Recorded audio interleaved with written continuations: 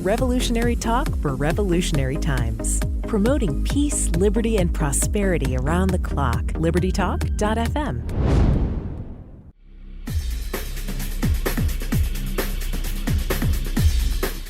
Welcome to Living the Solution with Dr. Elena George. Today we have a return guest, somebody I'm looking forward to speaking with again. She was a wealth of knowledge last time she was on the show. And since that time, I've become a lot more cognizant of EMF and 5G and all the things that we surround ourselves with. I'm actually seeing patients in my practice, and it's been really interesting to educate them and see the difference. And we're going to speak with Miss Cathy Cooke. She's been working as an integrative health coach since 2014. She's a board certified holistic nutritionist with the National Association of Nutritional Professionals, as well as one of the sector's most knowledgeable people on the subject of building biology. And, you know, Ms. Cooke, first of all, I want to thank you for taking the time to come back on the show. But since you were last on, I've really become a lot more aware, and I've taken personal steps towards protecting my health.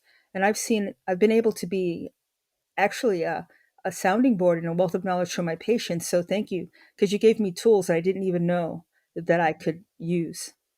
Well, that's great. Well, first of all, yeah, thank you for having me back. It's always a pleasure to speak with you and share this information. And that makes me just beyond happy to hear that you are becoming more knowledgeable in the area and using this in your practice. I mean, that's, what having these conversations is all about. So I'm really happy to hear that.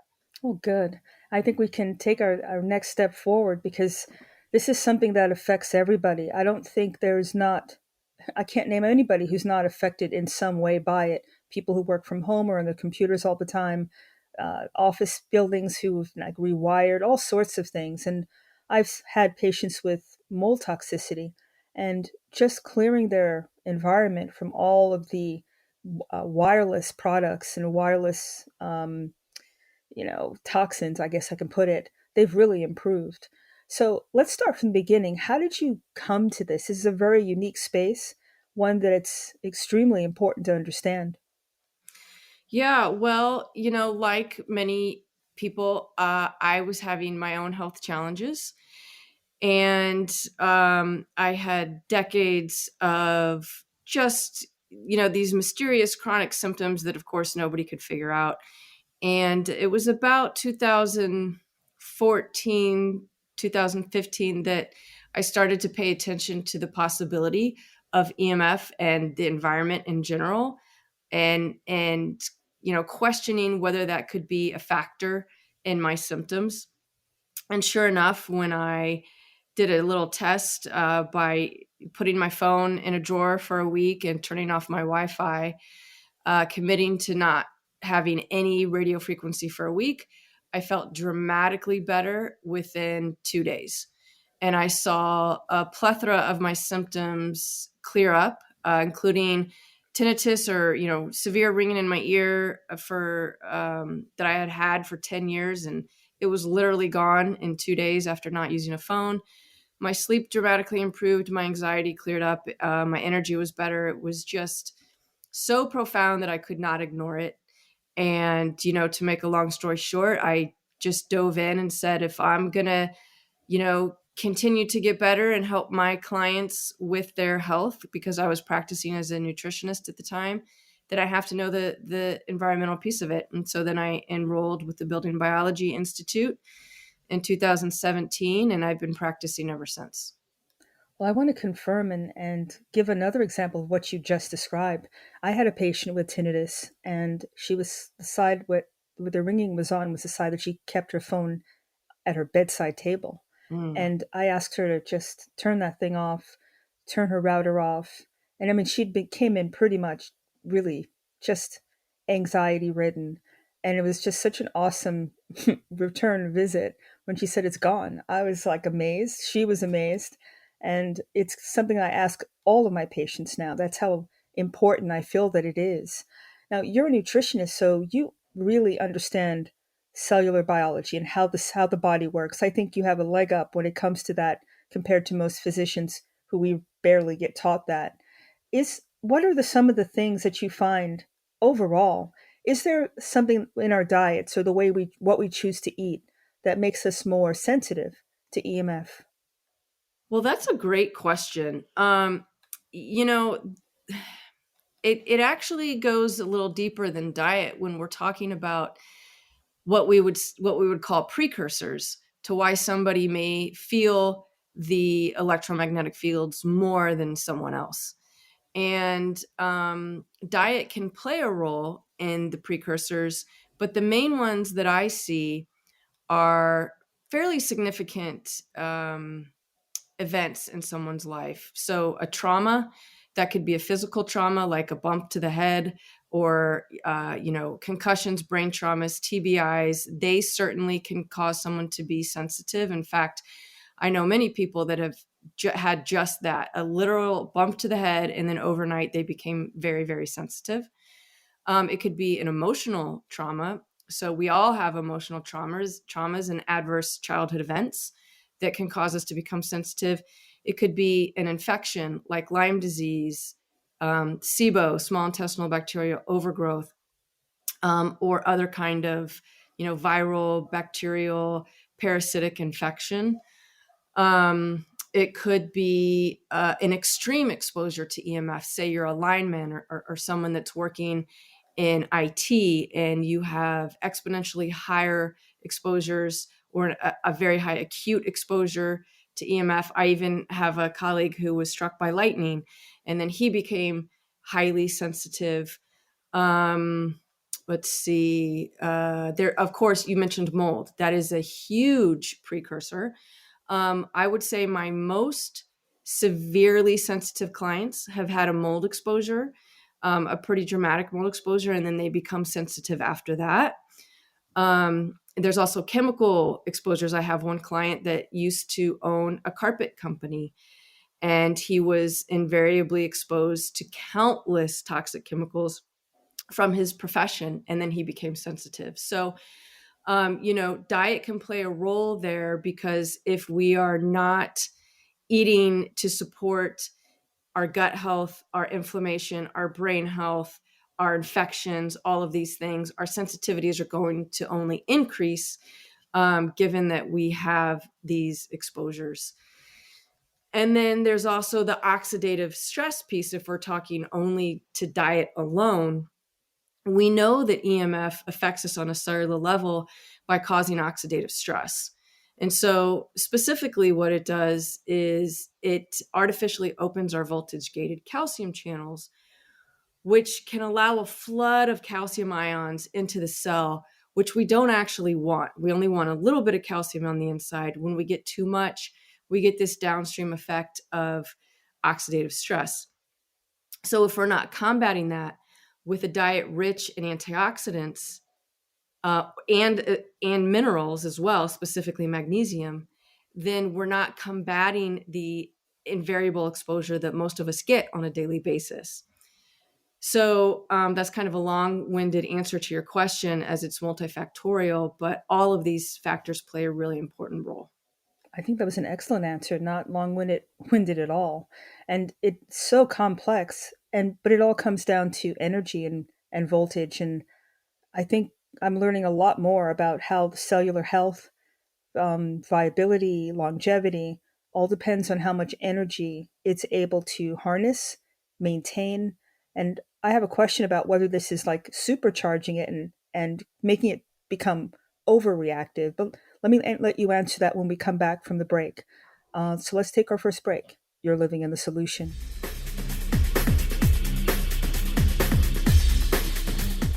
Welcome back to Living the Solution. We're speaking with Miss Cathy Cooke, and before the break, you did a wonderful synopsis of the triggers of EMF and how it messes with our cellular health. I was curious to know: is this influx of calcium, does it overexcite the cell? Is it making it short out and not communicate with other cells? Do you actually? Is there more of an understanding of how that works on a physiologic level?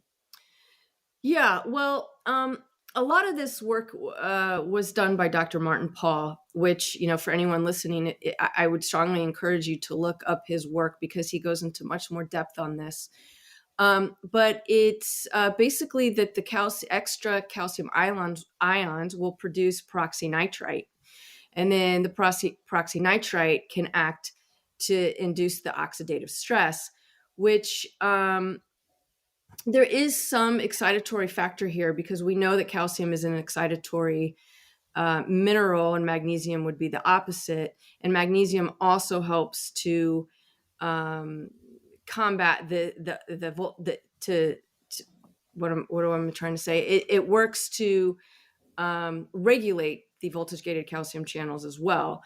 So you do have a little bit of that excitatory factor, but it's mostly this peroxynitrite that is formed, which is going to increase that oxidative stress, which then, I think of oxidative stress or oxidants like a pinball. If you're playing with the pinball machine and the ball is just hitting all the sides really rapidly, going around, kind of banging against everything. It's a good analogy to kind of visualize what an oxidant, a pro-oxidant would be doing in the body until it neutralizes with an antioxidant. So that could be seen as excitatory in that regard. And it's where these antioxidants come in to help neutralize that. So, if somebody is on their cell phone 24 hours a day and they have Wi-Fi in their house and they're eating fast food and junk food, which so many of us do, you can imagine that there's not only the exposure, but there's no protection at all. It's mineral devoid. It's phytonutrient devoid. And they're just setting themselves up in the perfect storm. Wow. Now, before the break, you were talking about a lot of different processes, a lot of different causes for sensitivity. What are some of the symptoms of electromagnetic frequency sensitivity? Yeah. So the symptoms that I see the most would be similar to what I actually experienced. Insomnia, I would say, is a big one. Anxiety is another one. I would say probably those two are the biggest ones I see. And the issue with that is that, well, there could be so many reasons why someone is experiencing anxiety or poor quality sleep. But those are the acute symptoms that I see. Someone is irritable, they can't really focus, they're cranky. The anxiety is unexplainable. In addition to that, they may be getting heart palpitations. They get the ringing in the ears. If somebody is extremely sensitive, they just get pain. They can walk into a room with Wi-Fi and they will immediately feel pain, like stabbing sharp pain, or they'll get brain fog or headaches. Some people experience muscle weakness, depression. A lot of these vague symptoms that most of us chalk up to something else. It's so difficult to make the connection between this device I'm holding in my hand and the anxiety that I'm experiencing now, because we're never away from the device. So we never experience what it's like to not have that symptom. So it's really difficult, especially with the younger population who have been living with this their entire lives. They've never been away from it. And so they've never really experienced what it's like to not have the symptoms. So those are just, that's a short list. There's definitely more, but I would say those are the main ones. It strikes me that those are some of the main diagnoses that we see in healthcare, and they're all medicated. Right. I mean, there's someone's on 2 or 3 medications for their anxiety, or medications to help them sleep. And I can't imagine that they're actually suppressing this. And I would think at some points they must augment the symptom. And so you need more of the medication to try to really get control of it. It just seems like you're chasing your tail from what you just described. Absolutely. That's exactly what's happening. And I find it really, really heartbreaking when somebody goes through the system and they get put on a medication, when in some cases, all they needed to do was to reduce their EMF exposure and they wouldn't be on a lifetime of pharmaceuticals that they have to depend on, in which case, a lot of times it's not even solving the issue. Like you mentioned, it's exacerbating the symptoms. and then they may be put on other medications to combat side effects, et cetera. It's devastating to me, and not to say that those pharmaceuticals don't have their place, because they certainly can, and many people are certainly getting benefit from them. But in a lot of cases, it's unnecessary, and it's not addressing the root cause. And there really is a simple solution, which I'm, hopefully, by you doing this podcast, we can help more people to understand that. It just strikes me that if we could just work together, the medical side and nutritionists, and just have a whole range of people who have a different frame of reference, that we could all work together. But I think that the healthcare system paradigm has to change. Instead of treating a symptom, we really have to change our mindset to what's the root cause of the problem. Yeah, the medication has its benefit, but not for everybody. And my thing is, why can't we root out all the things like you just described? If that helps the patient, awesome. If they do need to go to a next level with medication, I mean, just imagine how much money we could save, how much morbidity could be, alleviated. It's just, the system is just broken. I don't think there's any way to describe it. Um, on terms of wearables, because that's a huge thing now. People Mhm. sleeping with their watch on to monitor how well they're sleeping. Is that adding to this issue? Yeah, I find the wearables to be such an ironic, discussion, because it's most of them are for health improvement. These rings and watches and necklaces and things that are tracking your biomarkers. The intent is, let's increase our health. Yet we're adding this dose of radio frequency right on our body.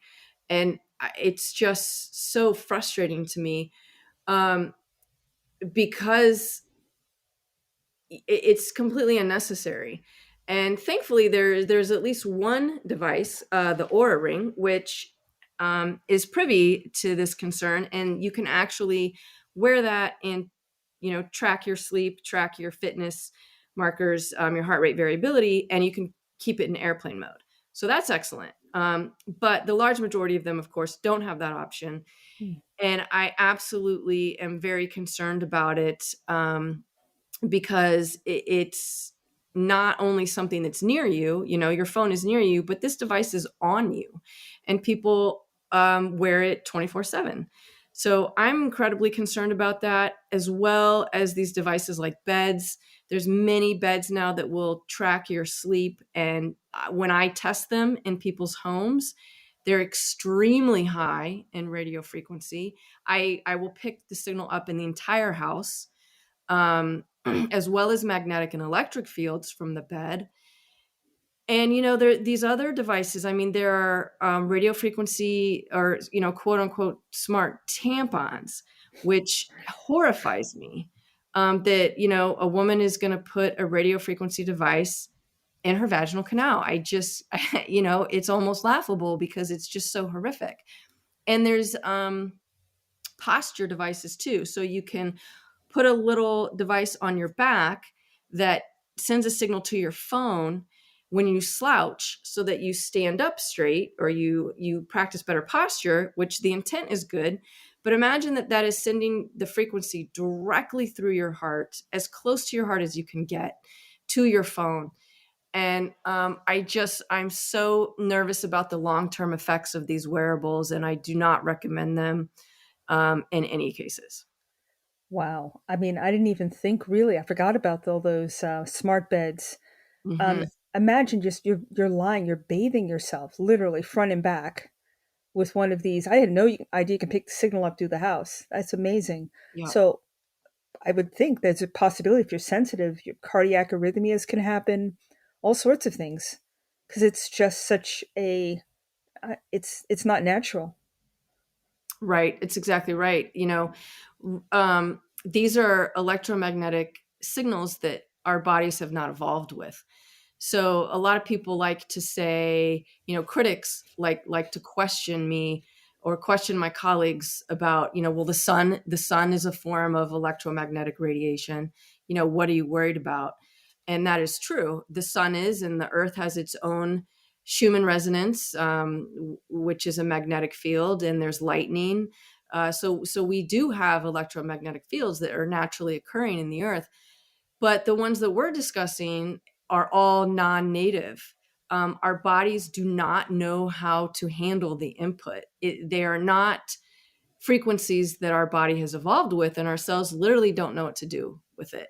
So while we do have naturally occurring electromagnetic fields, they're completely different, and they do not have the same characteristics as our man-made EMFs, of which we know without a doubt, because of the many thousands of studies, that there is definitely a biological impact. I mean, that makes perfect sense. So my segue to that, what you just said is, if you're wearing a wearable and your Wi-Fi's on and you're in a bed that's wired, are these all different frequencies? I mean, it's not one flat. I mean, I don't know. Is it one flat signal, or are these all different depending on what the thing is? Yes, you're exactly right. They are all different. So, in the building biology community, we like to test for 4 different fields. So we have the electric fields, which is just coming from the wires that are in our walls. And in the case of a bed, it's going to have to be plugged in. And so we're getting these electric fields onto the bed. And that is a completely different field. It's probably 60 hertz, let's say. A completely different field than the radio frequency that's on the bed, which could be 900 megahertz or 5 gigahertz, or whatever that frequency may be, which is a completely different thing than the electric fields. And then we've got the magnetic fields, which the bed could have as well, which is something that we get from current flow. And we measure that in milligauss. And it's a completely different thing than the electric and the radio frequency. And then we've also got dirty electricity, which is an altered sine wave, which is, again, another completely different thing. And that comes from a lot of our energy saving devices, unfortunately, and things that we plug into our wall that alters that 60 hertz sine wave. So we've got all 4 of these fields, all different. They all have some interplay with each other, because many devices will have all 4 of the fields. So it gets really highly complex. But it's just the sheer nature that we live in an electrified world. And so ultimately, we want to reduce our exposure to all of these.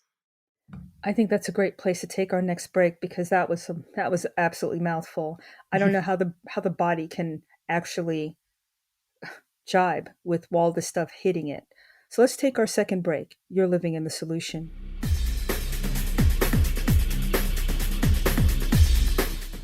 Welcome back to Living the Solution. We're speaking with Miss Cathy Cooke, and you can go to her website, wholehomeandbodyhealth.com, and you can read everything that she's written and also learn about her health coaching. There's a shopping tab. It's really a full spectrum website, and I think people need to educate themselves. And this is something it's integral to our longevity and our health. There's no question about it. We just described prior to the break all of this stuff just literally coming at your body. No wonder people can't sleep.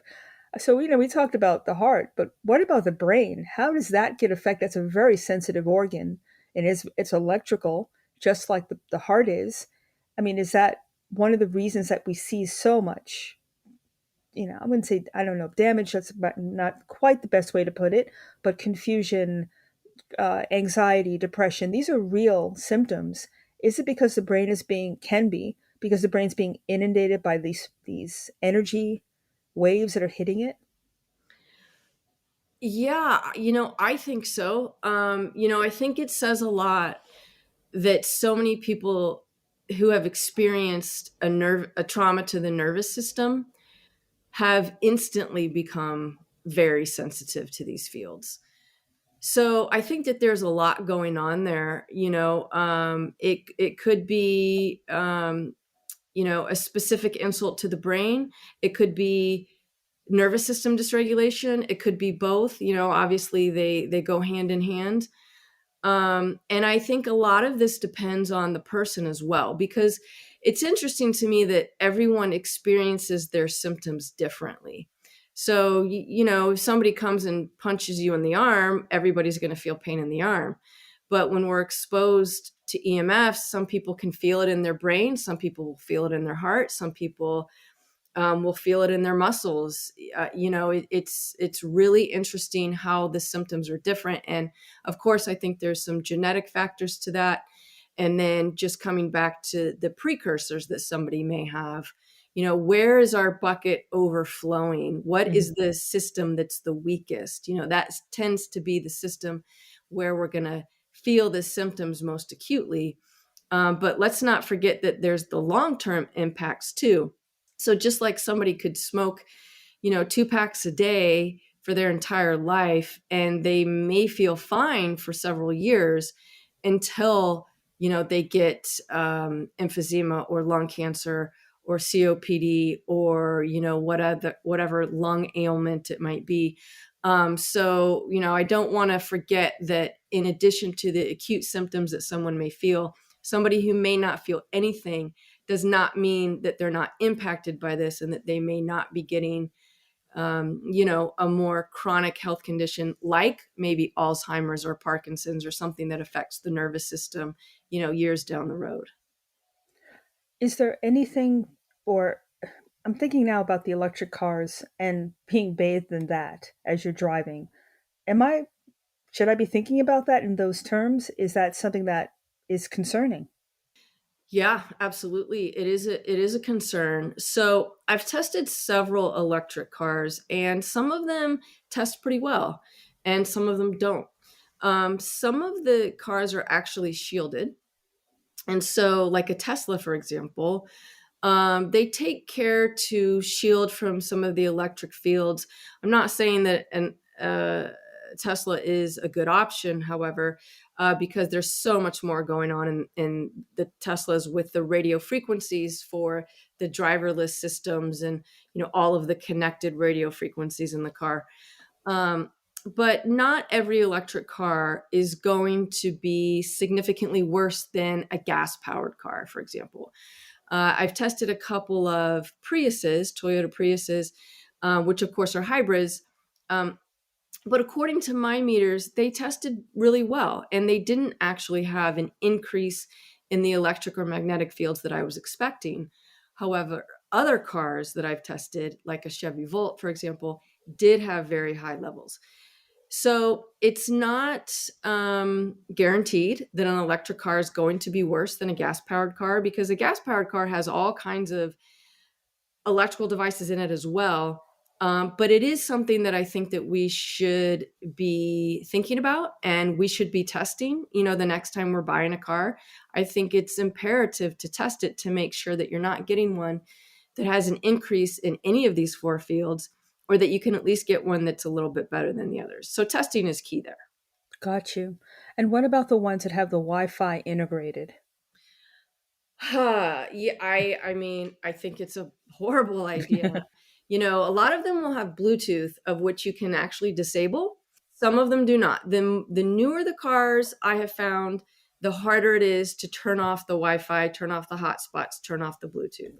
The older cars, generally speaking, are easier to do that. But I think it's a horrible idea. Some cars, I know some car owners who have actually gotten into the dashboard, figured out where the antenna is, and physically removed it. That's a little bit risky because you could impact other devices that might be near that area or on the same circuit or something. But I think it's a horrible idea. And if anybody, wants to avoid that, they really need to put a little extra work into getting a car that doesn't have that feature in it, which can be difficult. Now, one of the things that you do is you do healthy home assessments and I guess business assessments as well, right? Yes, any can assess any building or even land. If somebody's building a new property on a piece of land, it's important to test that too, because there could be all kinds of influences, even though there's not a building there yet. There could be a cell tower in the distance. There could be power lines. There could be all kinds of things that would be impacting that land. So, yeah, we can assess just about anything. I love that. And now I just drove home, ready for our podcast, and I noticed there's one building where the 5G antennas were right next to the window of this apartment building. I mean, literally, like maybe 3, 4 feet, very, very close. What is a safe distance, if any, that you need to, let's say you're building a property, that you need to be away from these towers and Yeah, these power that's lines? it's a great question, and I see that often too. A cell tower literally within feet of a person's window, and it's very depressing for me every time I see that. I'm very worried about the occupants inside that building.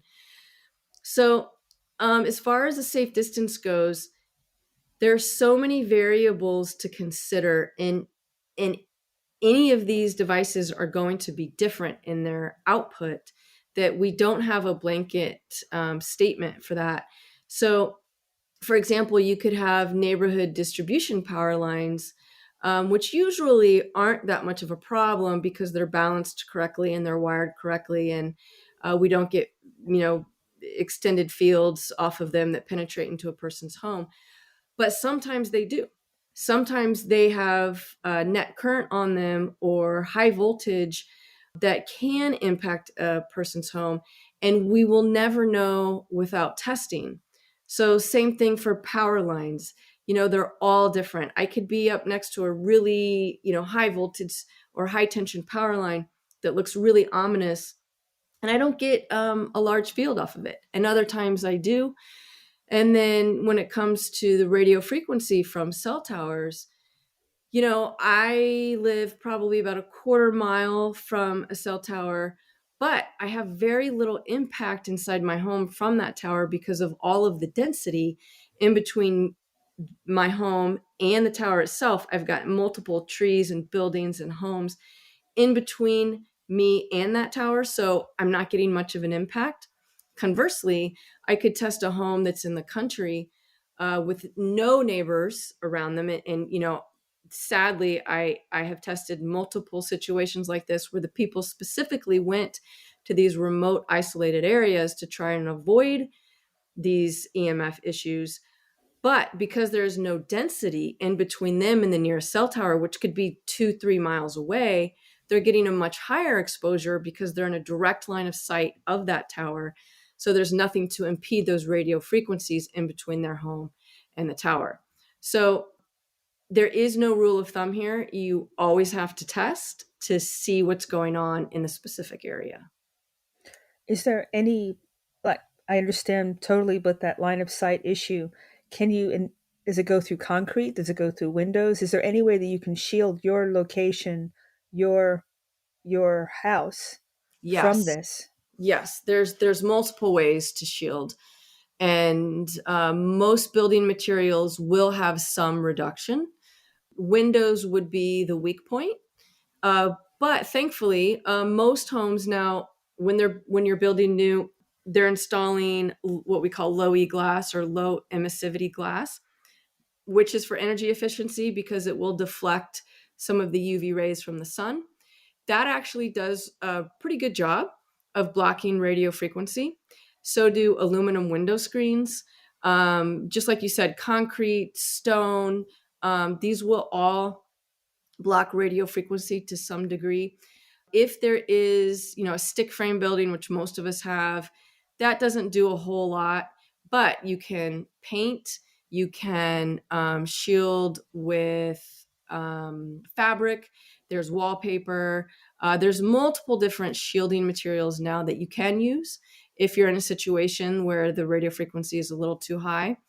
That does need to be done with the guidance of an expert, a building biologist or an EMF consultant, so that they can guide you in the best ways to do it, because it's not really a DIY kind of a situation, because you have to factor in all of the exposures, the electric fields, the magnetic fields, how to ground it properly, the direction of the radio frequency and how it's hitting your house. So you can shield it, but you definitely want to hire an expert to help you with that. That makes a lot of sense. And we're going to take a break in about 30 seconds, but when we come back, I really want to go over things that what we just started off with. things that you can do, whether that's supplementation, whether that's physically shielding your house, like we just described, things that people can take their power back because no one, maybe in this day and age, moving may not be an option for people. And we have to think outside the box and make it work. So let's take our last break and come back. You're living in the solution.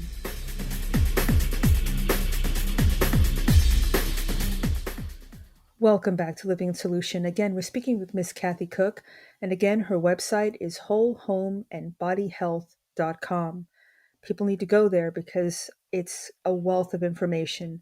I'm looking at her website now. There's EMF protection, supplements, all sorts of things, how you can set up an assessment.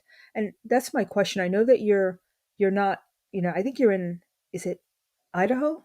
Yep, Idaho. Okay. Do you do anything out of the state?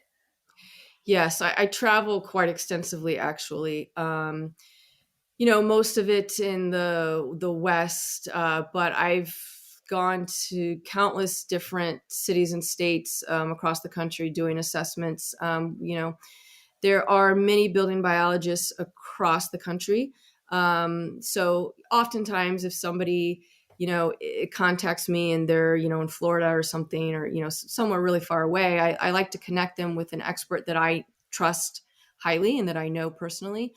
Or I'm always willing to travel as well, because, while there are many of us, there's not a whole lot of us. So Mm-hmm. yeah, most of us do travel because it's really just that important for people to have their homes checked out.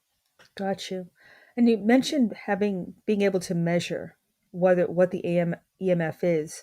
What do you recommend? Can people do that on their own where they can actually get something to measure what's going on in their house, their car, their bedroom, to get a preview basically of what's going on? Yeah, absolutely. I think it's, a very good idea for people to measure their own homes, to get a couple of meters and to become proficient in this because things change and I want people to be empowered and not to have to rely on us all of the time.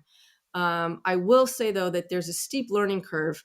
And so if you're going to do it, you really need to invest in learning how to test properly, what the measurements mean, and then what to do with that information. And there are loads of websites and webinars and things online that you can start with to help teach you that.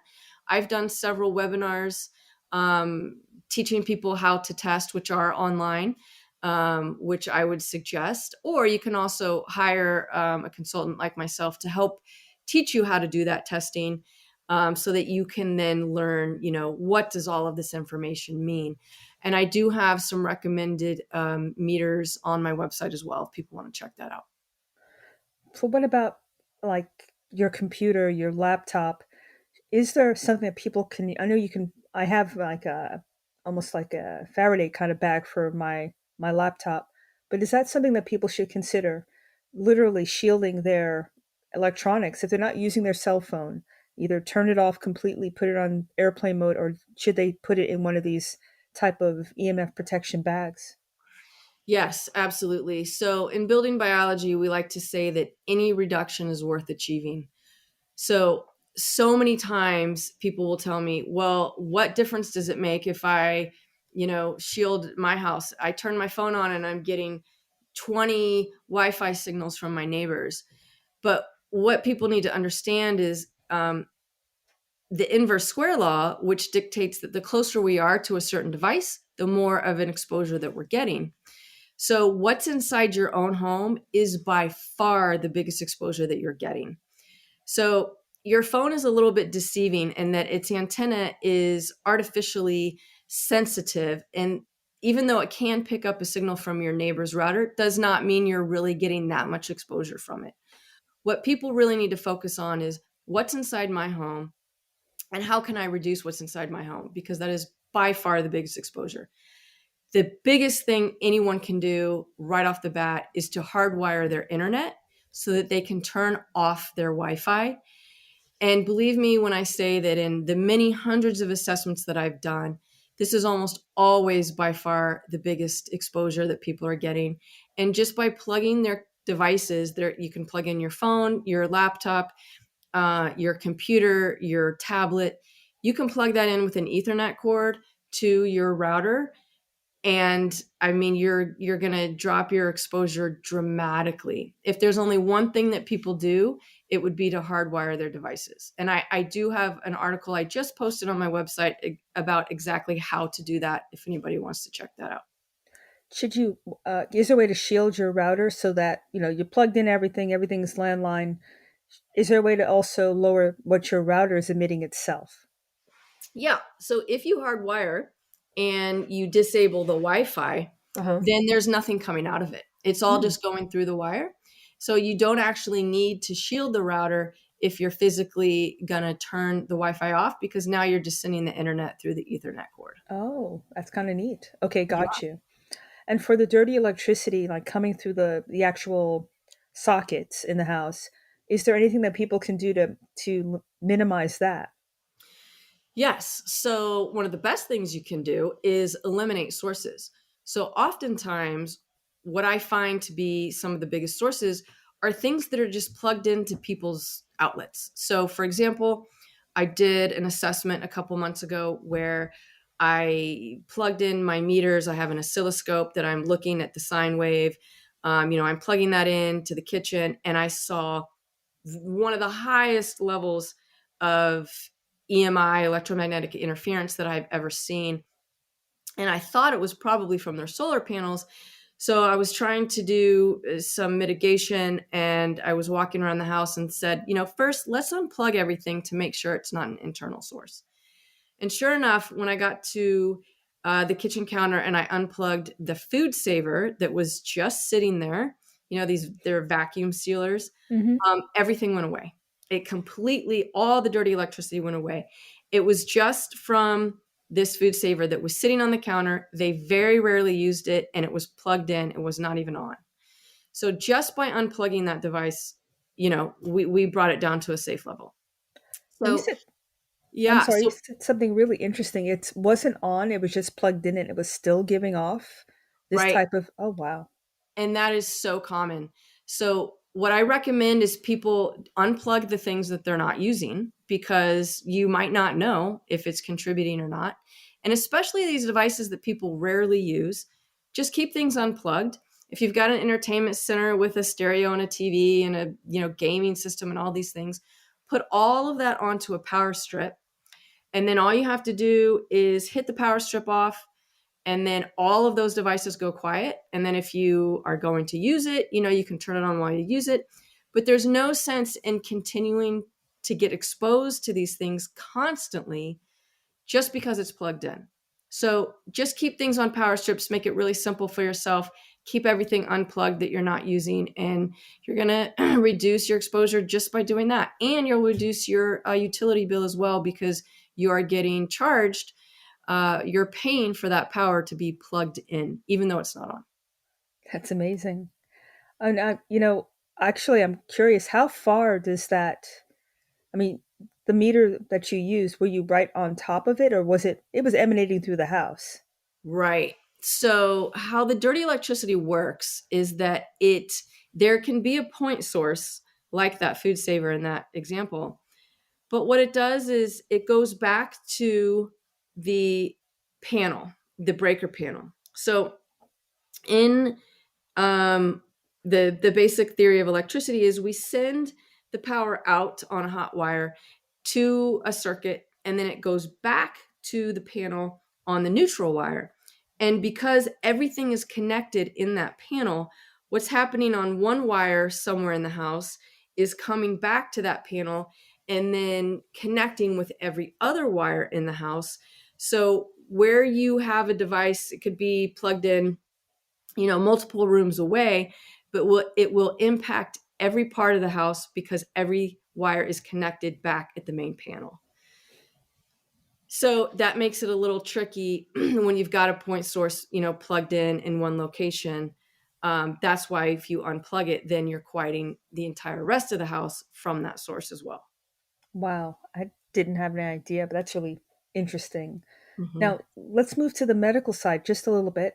The supplements. Which supplements do you recommend to try to calm this, to try to balance whatever is hitting us? Yeah. So my first recommendation is always magnesium, because magnesium is the ultimate calcium channel blocker. And since we know that, on a cellular level that we're getting this impact from these voltage gated calcium channels artificially opening, magnesium can help to reduce symptoms quite a bit. So that's really important. And then the other recommendation would be antioxidants. Since we know that, the downstream effect of this is oxidative stress, how do we combat pro-oxidants? We hopefully first are consuming a diet rich in antioxidants, but we can also supplement. And one of my favorite supplements is rosemary. So rosemary is a highly protective herb. It's radioprotective. There's a lot of research on rosmarinic acid and radiation, which is really fascinating. So I like to not only cook with rosemary, but to take it as a tincture. And there are capsules as well. And then some other antioxidants that I really like are things like astaxanthin. Melatonin is a really fantastic antioxidant. Of course, there's issues with taking melatonin all of the time, but for somebody who's traveling and crossing time zones, the act of traveling and interrupting your circadian rhythm, I do like it for those circumstances. There's glutathione, which is the body's main antioxidant, which I think is a fabulous supplement when you get a good quality supplement, because they are not all created equal. Then there's kind of our basics, things like vitamin C, really important antioxidant that a lot of us aren't getting enough of. And, there's so many that I like, but those are the ones that I'm recommending most often, depending on the person and their specific situation. That's an excellent overview. Time goes way too quickly, but I want to make sure people know how to reach you and how to get your information on your website. So people can reach me at my website, wholehomeandbodyhealth.com. My email and my phone number are both right on the website. I also have a YouTube channel where I've got a couple hundred videos of me just testing things. I get into both air quality, mold, and EMF testing. So those are some great introductory videos just about how to use meters, how to test, what certain devices may do to your home. And then I've got a Facebook group called the Environmental Illness and Sensitivity Group, which would be linked to my website too, if somebody can't remember that name. But that's a place where people can just throw questions up, articles, what do you like for this, how about shielding this, your favorite products, that kind of thing. So we've got a lot of lively discussions going on there. And those are my main outlets. Ms. Cooke, I want to thank you so much for joining me today. I really learned a lot. I'm so excited that I can add more to my arsenal for myself and for my patients. So I want to thank you for everything you do. Absolutely. And I appreciate you getting this message out to so many people. It's been a pleasure. It's been a pleasure and an honor. And I want to thank you and thank everybody for living in the solution.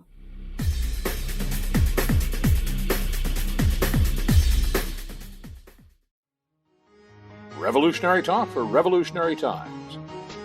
Liberty Talk FM.